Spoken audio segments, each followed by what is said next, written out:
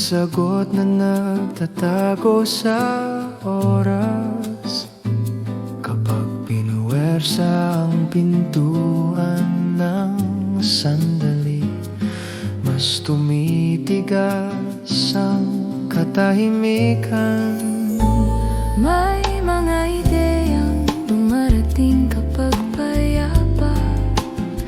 May linaw na sumusulpot kapag lumuwag ang balikat. Hindi ko hinahabol ang bawat posibilidad. Hinahayaan kong lumapit ang kaya. Hindi pagpilit ang paraan ko kapag handa na kusa itong dumarating.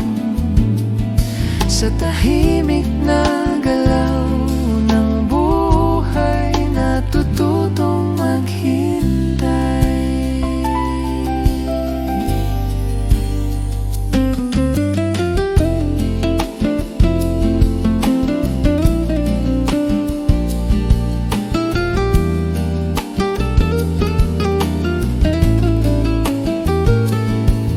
Hindi kabagalan ang pahinga. Hindi kahinaan ang paghinga.